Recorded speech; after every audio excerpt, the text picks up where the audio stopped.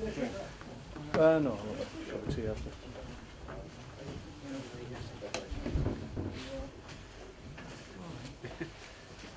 Thanks for joining us. Hi, mate. Happy Chris.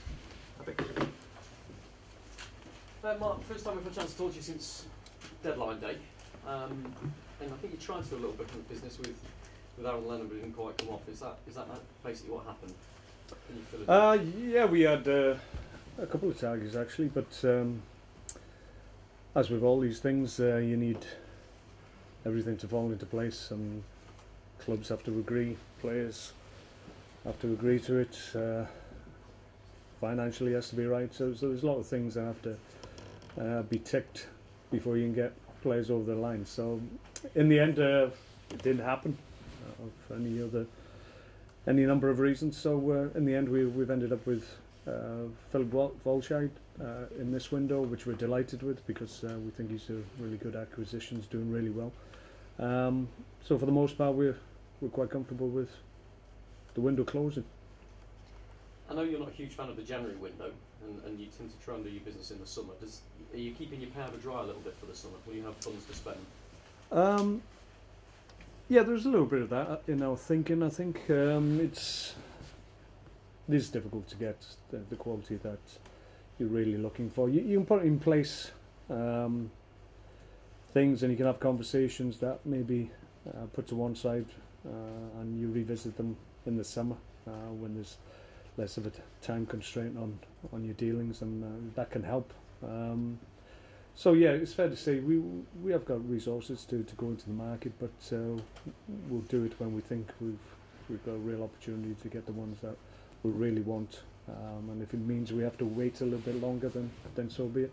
It was a strange one with Aaron Lennon, because he said he'd chosen Everton over you, but he said that's because he thought he had a better chance of first team football with Everton. Apparently so, yeah, that was the message we got, which is fair enough. I think at the end of the day, you can't guarantee players game time. I don't do that with any of my players.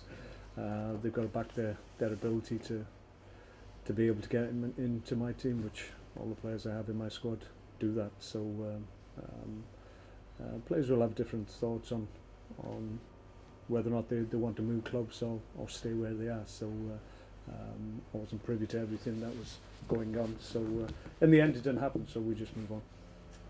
How's Ryan Shawcross? Yeah, he's a little bit sore at the moment. He's just got an issue with the disc in his back, which is a little bit inflamed. So that's causing him a problem. We're trying to get it to settle down somewhat, and that's ongoing. We think he's likely to be out for a couple more weeks if everything goes to plan. So that's a shame, because obviously he's been playing exceptionally well, but we've got good cover. Mark Hughes missed out in recent games, and that's been hard on him, because actually he's been playing very well. It was unfortunate to go out of the team. He was just that. I wanted to have a look at Philip with different pairings, and playing him away and playing him at home. Just needed to see how he dealt with that. So that affected Mark's position in the team. But obviously he'll come back in now, and he'll have a number of games to press his claims again. Hindsight's a wonderful thing, but if you'd known that Ryan was going to get injured, might that have changed your view on letting Robert Huth go out on loan? Yeah, possibly, but it was too far down the line. It had been completed on the Friday prior to the game, so you can't legislate for those things. That's what happens. As you say, hindsight's a wonderful thing, and if we'd have had it, we probably would have stepped back away from allowing Robert to go. But things had moved on, and everything was in place, and it'd been signed off, so there wasn't any room to manoeuvre on that. Well, things came up from the game against QPR that interested me particularly, and that was Stephen Ireland with his first start for a while actually, and given that big mantle of taking on Boyan's role, 2 assists and looked very impressive. Has he impressed you? Has he made that position his own for a while? I've been really pleased with what he's produced. I mean, he's come on in the cup games and made an impact as well. So listen, I've got a lot of time for Stephen. I think he's an exceptional football player. He's been unlucky this year. I've maybe mentioned it before. I thought arguably in pre-season he was our most impressive performer, and it looked like he was going to have a really strong start to the season. He went out of the team unfortunately through injury, and then found a struggle to get back in, and then had one or two niggles that kept him unavailable for selection. So he just needs a good run at it now, and obviously without Bojan in there, then he has that opportunity.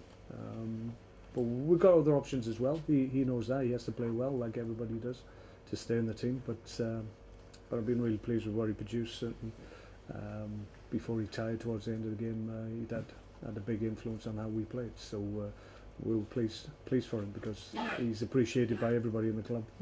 Everybody acknowledges the ability that he has. He's just been a little bit unfortunate this year. Jonathan Walters has been quietly clamouring for a striker's role, I think, in fairness. For both club and country, he's been used elsewhere. Do you now think that he's a striker? After the goals he scored, it's very hard to blame I've always else, known that John's a striker. I mean, at times his the variety to his plays probably has hampered him in the past, but irrespective of where you play John, he'll always put a shift in for you. He'll always have an impact on games, and he'll always give everything that he has for the cause. So I know that he can do the job out wide and do that job very well, as he's proved over many seasons. Will still be a goal threat for you in that position. I mean, I changed him later on in the game against QPR, and he still pops up and completes his hat-trick from a wider position. So that shows the versatility that John has, and his nose for a goal. So really pleased for him. It was, albeit some questioned the quality of the hat-trick, saying that it was an easy one and it was given too lightly. But when you score with your left foot, right foot and a header, I think you shouldn't have too many complaints from anybody. Your best ever points total, Stoke's best ever points total at this stage in the Premier League, 32 points after 23 matches. You can build on that, can't you? You always often do better in the second half of the season, but to have reached that milestone at this stage. Yeah, I think I looked a couple of days back. I think we're certainly way ahead of where we were this time last year in terms of points accrued. I think we're probably about 8 or 10 points better than we were at this stage of the season. So given the way we finished the season and the amount of games that we were able to win, that's encouraging, but you still got to go out and do it. It wasn't easy towards the back end of last year. I think there was a point in probably this time last year, where we slipped very briefly into the bottom three. So from that point onwards, we kicked on, and we ended up with a total of 50 points. So obviously we're in a better shape and a better position this time than we were last year. So we hope we can build on that and take advantage of that, because we're probably where we hope to be in terms of our season. So we're not a million miles. I think we're within a couple of points of where we thought we would be in terms of points on the board. So we're pleased with that, and that's with bigger targets this year, so that's encouraging. Two attacking teams on Sunday. Newcastle's natural instincts, I think, are to get the ball wide, get the ball down, and attack a team. It could be quite an open game, couldn't it? Yeah, it could be. I think Newcastle have had probably from their point of view a little bit of a frustrating season in terms of the beginning they had, and there was a little bit of pressure, and that was surrounding the team. Then they went on a great run. They've had to change a manager now, but they picked up a really good performance and result last time out. So it won't be easy. It's never easy going to Newcastle on the road, as we found to our cost last year. So we hope the referee doesn't come and play a part as it seemed to last year. So we hope to avoid that.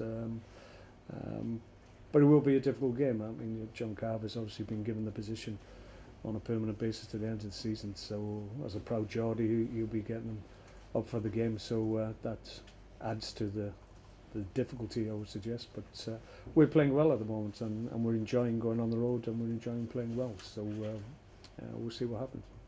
Finally, from me, there's a debate in football morally, I think, about Newcastle and the fact that Mike Ashley owns Newcastle and has a big share in Rangers now as well. 5 of their players have gone on loan to Rangers. We're told yesterday that the Rangers manager has been forced to play those 5 loan players. Morally, do you have an issue with one man having a big stake in 2 football clubs? Is it a concern? Well, I'm not privy to the details of that connection with the two clubs that the owner of Newcastle has on a business level, and I'm sure it makes total sense to him as an owner, and the fact that the clubs are playing in different football pyramids, and maybe it's more acceptable. But I think the details of, well, obviously the story that you intimated of that these players that are transferring to Rangers have been told that they're going to play. I'm not sure that's probably correct. I think it's a good story, but I'd be surprised if there wasn't a little bit more detail around it, and it's not just as clear cut as that. So as I say, I'm not privy to it, so I'm not in a position to comment really. Fair enough, thank you. Mark, is it a good opportunity to get revenge on Newcastle at St James's Park after last season's debacle? Well, it's another opportunity to go up against a good Newcastle side. We were disappointed last time we played there, obviously because of the circumstances of the game. I think at 1-0 to the good, we were good value. Looked totally in control of the game, and then all of a sudden the game got turned on its head. Two poor decisions in terms of losing players before half-time to send things off. To lose your manager as well is a little bit sloppy, I would suggest. So from going from a position where we're very comfortable winning away from home, which didn't happen too many times last year, we've been involved in a game that we've ended up conceding 5 goals. Given the circumstances, understandable maybe, but we hope we don't get involved into a game of incident like it was last time we played them. You've got a great goalkeeper, Nazmi Begovic.